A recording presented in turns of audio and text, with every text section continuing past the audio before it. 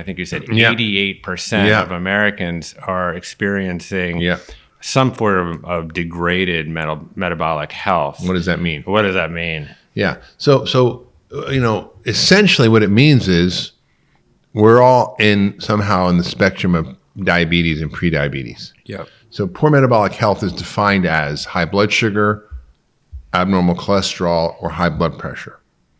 And in medicine, we talk about comorbidities. Oh, cholesterol is a problem. Blood pressure is a problem. Blood sugar is a problem. They're all separate. We have to treat them all separately with different drugs.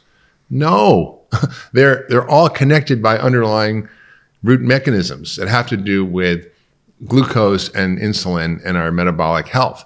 So all those problems stem from having something we call insulin resistance, or what you mentioned called metabolic syndrome, used to be called syndrome X.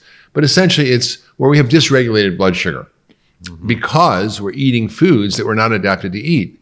So genetically, some of us are the yellow canaries, like Native Americans, African Americans, Latinos, East Asians, Samoans, Pacific Islanders, all are massively carbohydrate intolerant. They look at a bagel and they gain weight, right? Whereas some of us, maybe are more insulin sensitive genetically. So if I have a can of Coke, my insulin goes like this. Maybe if you're a Pima Indian, it goes like this. Yeah. Well, the consequences of the same food causing different profound responses leads to these accelerated pathologies we see. For example, in the Native Americans, they're 30 by the age of 30, 80% have type 2 diabetes. Their life expectancy is 46.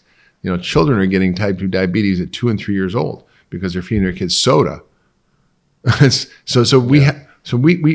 to call it adult onset diabetes. We can't call it that anymore. Now we have to call it type 2 instead of juvenile and adult onset diabetes. Yeah, give me an idea of the scale of pre-diabetes, for example, at this juncture. I mean, right, what's 88%? Yeah. So 75% of people are overweight, moving over 40% are obese, and even skinny people can have this. So there's a phenomenon called metabolically obese normal weight, or skinny fat, or TOFI, thin on the outside, fat on the inside.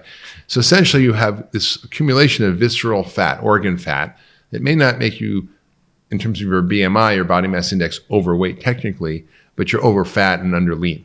And so if you have not enough muscle, too much fat, you end up with this phenomena of prediabetes. But the problem with calling it prediabetes implies that in and of itself, it's not a problem until you get diabetes. But it's a misnomer because prediabetes itself will cause heart attacks, strokes, cancers, Alzheimer's, and prediabetes causes predementia. There's no pre to it. It's actually deadly in and of itself. Yeah, you're already on the spectrum. Yeah, and it's a spectrum, right? So there's a spectrum from just mild blood sugar imbalances all the way to full-blown type 2 diabetes. Right. So let's pull the thread on that mechanism, because oftentimes we hear like, okay, well, diabetes is a precursor for coronary artery disease or something. So I'll just set you up and then you can kind of explain to us like what happens when you get hyperglycemic, chronic hyperglycemia. So we eat carbs. A lot of us don't eat particularly well. We eat processed foods or refined sugars, refined grains, et cetera.